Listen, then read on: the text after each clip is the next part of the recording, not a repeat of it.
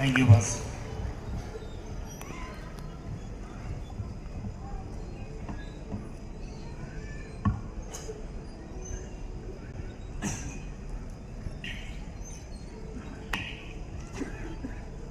प्रभु यीशु मसीह के मधुर मीठे नाम में आईपीसी के सभी श्रेष्ठ पदाधिकारी, सेवक लोग और कलीसिया से आए हुए तमाम विश्वासी गणों को जल्द आने वाले प्रभु यीशु मसीह के मीठे और मधुर नाम में अजमेर की कलीसिया की ओर से भी जय मसीह की। प्रभु का धन्यवाद देते हैं। पिछले 2 दिनों से परमेश्वर आप लोगों के बीच में लेकर आया और 2 दिनों से परमेश्वर हमसे बात कर रहा है। प्रभु का धन्यवाद। आज सुबह हम परमेश्वर के वचन में जाएंगे क्योंकि समय का अभाव है और इब्रानियों की पत्री 6 अध्याय और 12 पद जो हमारी इस कन्वेंशन का मुख्य थीम रहा, और कल मैंने परमेश्वर के वचन में से आपको विश्वास और धीरज के बारे में बताया। आज थोड़ा सा हट कर की कुछ बातें हो सकती है क्योंकि आज कुछ थोड़ा उनको भी मिल जाए, थोड़ा कुछ इनको भी मिल जाए।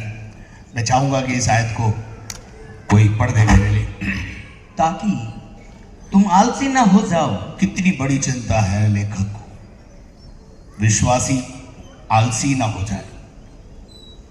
और उसके बाद वरन उनका अनुकरण करो, जो विश्वास और धीरज के द्वारा प्रतिज्ञाओं के वारिस हुए। और मैंने पिछले 2 दिनों में बताया था कि कौन से ऐसे कारण हैं जिनको दूर करने से आप प्रतिज्ञाओं के वारिस हो सकते हैं। आज सुबह मैं आपको परमेश्वर के वचन की और थोड़ा सा आगे ले जाना चाहता हूं। मेरे अजीजों, विश्वासी की सबसे बड़ी धरोहर विश्वास है। विश्वास हमारी सबसे बड़ी धरोहर है और हम सबको मिलकर अपने विश्वास की रखवाली करनी है, अंत तक विश्वास में बने रहना है। शैतान हमारे विश्वास को डामाडोल करता है, उसकी फुसकी में आना नहीं। एक दिन मैं अपनी कलीसिया में गया और कलीसिया में प्रचार शुरू करने से पहले मैंने खड़े होकर के बोला कि आप सबकी सूचना के लिए मैं आपको बता देना चाहता हूं कि मैंने हमारी कलीसिया की बात कर रहा हूं, हमारी कलीसिया में से 2 बहनों को कलीसिया से बाहर कर दिया है। और लोग आपस में एक दूसरे का चेहरा देखने लगे। वो कौन सी बहनें हैं जिनको प्रभु के दास ने कलीसिया से बाहर कर दिया है। और माहौल बड़ा सकपका गया। आप सोचेंगे वो ऐसे माहौल में सकपकाहट हो गई। और मैंने उस सकपकाहट को समझकर मैंने उस सकपकाहट को दूर करने का प्रयास किया। मैंने कहा आज के बाद वो हमारी कलीसिया में कभी दिखाई नहीं देगी। लोग बड़ी उत्सुकता से देखने लगे, वो 2 बहनें कौन है कि आपस में खुसुर हो गया। कौन है किसको निकाला आपस में। तो वो 2 बहनों के नाम मैं यहां भी बताना चाहता हूं, आप भी जाकर अपनी कलीसिया से बाहर निकाल देना उनको। एक का नाम है मिसअंडरस्टैंडिंग, मिस है, वो अभी तक शादी नहीं हुआ उसको। दूसरे का नाम है मिसकम्युनिकेशन, वो भी मिस है। हमारी डिक्शनरी में, हमारी कलीसिया में ये 2 बहुत बड़ी बला है। मिसअंडरस्टैंडिंग, कंफ्यूजन हो जाता है, इधर से सुनकर उधर कुछ बोल देते हैं, मिसकम्युनिकेशन है वो। ये अगर हमारी कलीसियाओं से दूर हो जाएगा, हम बहुत सुकून से सेवा कर पाएंगे। Hallelujah. Church is a place of worship. Church वो जगह है जहां लोग निराशा में आते हैं, आशावान होकर जाते हैं, बीमार आते हैं, चंगा होकर के जाते हैं, रोते हुए आते हैं, हंसते हुए जाते हैं। चर्च वो प्लेस है। हालेलुया। चर्च को हमें इस तरीके से बनाना है, आकर्षित करना है। लोग आपकी कलीसिया को देखकर आकर्षित होकर आपके पास आने पाए, और जब आए तो वापस नहीं जाए। सारे दरवाजे बंद रखो, आने के दरवाजे खुले रखो, जाने का कोई भी दरवाजा खोल के नहीं रखना, बंद करके रखना। Close the door.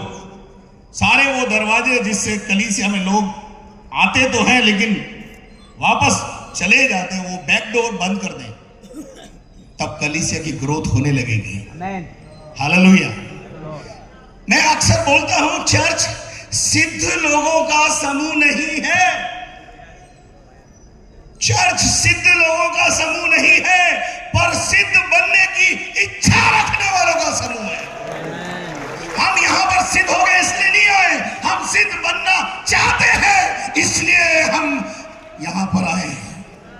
हालेलुया। कितने लोगों को मेरी बात समझ में आ रही है? एक बार मेरे गांव, जो मेरा गांव है क्रिश्चियन गांव है, और वहां के दो मसीही परिवार आपस में लड़के थाने में रिपोर्ट लिखाने गए। थानेदार ने कहा, तुम ईसाई होकर लड़ते हो, तुम्हें शर्म नहीं आती? इसका मतलब उस थानेदार को पता है ईसाई नहीं लड़ते। वो हिंदू थानेदार को पता है ईसाइयों को लड़ने का अधिकार, पर हमें पता नहीं। हमें पता होना चाहिए, छोटा प्यारा यीशु कभी नहीं लड़ा, हम भी कभी किसी से न लड़े। आपस में लड़ने के बजाय, मैं अपनी कलीसिया में अक्सर बोलता हूं पति पत्नी को, आपस में लड़ने के बजाय, सास बहुओं को बोलता हूं, आपस में लड़ने के बजाय उससे लड़ो जो तुम्हें लड़ा है। उसका नाम नहीं पता हो तो मुझसे पूछो, उसका नाम है शैतान। हम सब मिलकर उससे लड़े। हालेलुया। एलीशा ने कहा गहेजी को, यह धन बटोरने का समय नहीं है। इसी प्रकार से इस तर्ज पर मैं कहना चाहता हूं, यह भारत में आपस में लड़ने का समय नहीं है। आपस की लड़ाई को बंद करके, आपस के मतभेदों को खत्म करके आओ हम मिलकर शैतान से लड़े। हालेलुया। हमारी लड़ाई किससे है उससे तो समझो, अपने दुश्मन को पहचानो कि हमें लड़ना किससे आखिर में। हम आपस में लड़के अपनी एनर्जी खराब कर रहे हैं, फिर जब वो लड़ने आते हैं तो हार जाते हैं। क्या आप मेरे साथ हैं? हालेलुया। एक आयत पढ़ेगा, भजन 55 और उसका 17 पद। ईश्वर के विषय में, परमेश्वर के वचन में लिखा हुआ है 55:17। सांझ को, भोर को, 55:19। परमेश्वर जो आदि से विराजमान है, परमेश्वर जो आदि से विराजमान परमेश्वर है, जो आदि वाला परमेश्वर है, जो सनातन परमेश्वर है, जो प्राचीन काल का परमेश्वर है, ये सुनकर उनको उत्तर देगा। ये सुनकर उनको उत्तर देगा। ये वे हैं, एक सर्टिफिकेट देगा। काश वो सर्टिफिकेट हम में से किसी को ना मिले। अभी प्रभु की दासी गाना गाते गाते बोल रही थी, स्वर्ग से एक आवाज आती थी, ये मेरा प्रिय पुत्र है। ऐसा प्रमाण पत्र ऊपर से आपके लिए और आपके परिवार के लिए आए, ये मेरे लोग हैं। हालेलुया।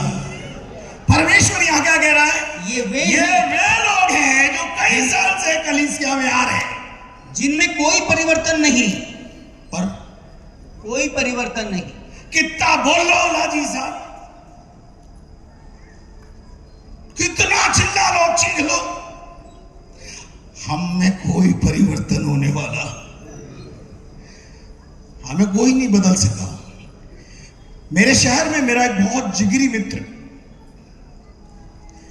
और अक्सर जब मैं उद्धार पा गया तो मेरे दिल में बड़ी इच्छा थी वो भी उद्धार पा जाए, और मैं जाता उसको सुसमाचार सुनाता। कई बार मैं उसको प्रार्थना में बैठने के लिए बोलता, कई बार। एक दिन वो मेरे को बोला, भैया मेरे को आपसे काम है, मेरे साथ चलोगे क्या? मैंने कहा हाँ चलेंगे। ने बोल कहाँ चलना है? वो मुझे मोटरसाइकिल में बैठाकर एक जगह पे ले गया। पता कहाँ ले गया? कब्रिस्तान ले गया। तो मैंने बोला यहां क्यों लाया? बोले ठहरो तो सही। कब्रिस्तान के खबरें दिखा करके मेरे को बोला, भैया आपको पता है ये सब मेरे सुधारक थे। मैं समझ गया मेरी बारी आ गई। मतलब वो क्या संदेश देना चाहता था मुझे मालूम है। मेरे को सुधारने वाले यहां पहुंच गए। मेरे समझ में आ गया बिल्कुल। मैंने आज उसके बाद से उससे सुधारने के बात ही करना बंद कर दिया। परमेश्वर एक दिन हमारे विषय में भी ऐसा ना कहे कि कलीसिया में तो जाते थे, बपतिस्मा तो हुआ था। पहला कुरिन्थियों 5वें अध्याय को जब हम पढ़ते हैं, चलिए उसमें जाते हैं अपन। 10वां अध्याय, पहला कुरिन्थियों 10वां अध्याय, उसके पहले 5 पदों को पढ़िए जल्दी से। 5, हाँ, पहला कुरिन्थियों 10 का 1 से 5। हे भाइयों, मैं नहीं चाहता, बहनें अंदर है इसके, भाइयों के अंदर बहनें हैं। आगे, मैं नहीं चाहता कि तुम इस बात से अनजान रहो, इस बात से अज्ञान रहो, अनजान रहो कि हमारे सब बाप दादा बादल के नीचे थे, बादल के नीचे, और सबके सब समुद्र के बीच में से पार हो गए। वो बपतिस्मा हो गया। आगे, और सबने बादल और समुद्र में मूसा का बपतिस्मा लिया। सबने बादल के अंदर मूसा के द्वारा वहां बपतिस्मा हो गया। और सबने एक ही आत्मिक भोजन किया, और सबने एक ही आत्मिक जल पिया, और सबने उसी चट्टान से पानी पिया, क्योंकि वह उस आत्मिक चट्टान से पीते थे। आगे, जो उनके साथ साथ चलती थी, जो उनके साथ साथ चलता था, वो चट्टान मसीह था, है। पर क्या हुआ? और वह चट्टान मसीह था। आगे, परंतु परमेश्वर उनमें से बहुत से प्रसन्न नहीं हुआ। प्रॉब्लम क्या था? आज सुबह विश्वासियों आप पूछो, प्रभु क्या तुम मुझसे खुश है? आप लोगों का मापदंड क्या मालूम है? बाल बच्चे हो रहे हैं तो प्रभु खुश है, बच्चों की शादी हो गई प्रभु खुश है, बच्चा डॉक्टर बन गया प्रभु खुश है। अरे ये तो दुनिया में हमसे ज्यादा उनके पास है जो राम जी की पूजा कर रहे हैं। ये मापदंड नहीं है। अपना माप का दंड सही करो। क्या परमेश्वर तू मुझसे प्रसन्न है? अगर आप परमेश्वर को प्रसन्न करने वाले बनोगे तो मैं आपको बताना चाहता हूं, जैसे हनोक ने परमेश्वर को प्रसन्न किया और उठाए जाने की नौबत आ गई, इसी प्रकार से इन द कमिंग डेज जब यीशु मसीह आएगा आप उठाए जाने की कुदरत तक पहुंचोगे। आमेन, हालेलुया। वरना यहीं रह जाओगे भाई। चलिए मैं और जल्दी आपको आगे ले जाना चाहता हूं। यहूदा की पत्री में पहला 1 अध्याय है, उसमें पहले 1 पद से लेकर हम 4 पद तक पढ़ेंगे। यहोवा की ओर से जो यीशु मसीह का दास और याकूब का भाई है, उन बुलाए हुओं के नाम, आप जो बुलाए हुए हैं, हम जो बुलाए हुए हैं, हम जो कलीसियाओं से, विभिन्न प्रकार कलीसियाओं से, भारतीय इंडियन पेंटिकॉस्टल जो कलीसिया हैं उसके विश्वासी यहाँ बुलाए गए हैं, उनसे प्रभु कुछ बात करना चाहता है। Are you ready to listen? चलिए आगे पढ़िए। जो परमेश्वर पिता के प्रिय और यीशु मसीह के लिए सुरक्षित है, सुरक्षित है, और दया और शांति और प्रेम तुम्हें बहुतायत से प्राप्त होता रहे। प्रभु का दया अनुग्रह तुमको पर होता रहे। आगे, हे प्रियो, जब मैं तुम्हें उस उद्धार के विषय में लिखने में अत्यंत परिश्रम से प्रयत्न कर रहा था, लेखक बोल रहा है, जब मैं तुम्हें लिख रहा था, लिखने में प्रयत्न कर रहा था, जिसमें हम सब सहभागी हैं, तो मैंने तुम्हें यह समझाना आवश्यक जाना, मैंने तुम्हें यह समझाना जरूरी समझा कि उस विश्वास के लिए पूरा यत्न करो, उस विश्वास के लिए जो हमें एक ही बार मिला है, उस विश्वास को थाम के रखो, उस विश्वास में बने रहो, उस विश्वास की रखवाली करो। आजकल बहुत सारे उपदेशक हैं जो आपके विश्वास को क्या कर देते हैं? डामाडोल कर देते हैं। इसलिए बहुत सारे उपदेशक मत बटोरो। यूट्यूब पे किसको सुनना है वो अपने अगुवे से जाके पूछो, पादरी से पूछो जाकर, क्योंकि हम तो नादान हैं, हम तो बच्चे हैं, हमें थोड़ी समझ है? हमें कहां समझ है? इसीलिए तो प्रभु ने हमें अगुवे दिए हैं, लीडर्स दिए हैं कि पास्टर जी उसका समाचार सुन लू क्या, वो प्रभु के दास का समाचार सुन लू क्या। और अगर आप ऐसा करोगे, ये प्रैक्टिस बता रहा हूं मैं, तो आप अपने विश्वास में बने रह सकोगे, वरना आपकी नैया कहीं और ही जाके लग जाएगी।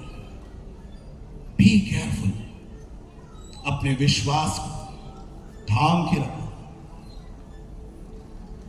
अपने विश्वास की रखवाली करो। पढ़िए इसका 11 पद पढ़िए, अपन सीधा 11 पद पे आ जाते हैं। उन पर हाय, परमेश्वर का वचन लिखते समय वो कह रहा है उन लोगों पर हाय, क्योंकि वे कैन की सी चाल चले। कैन क्या कर रहा था? हाबिल और कैन, आदम की संतान, दोनों कहां गए हैं? आराधना में।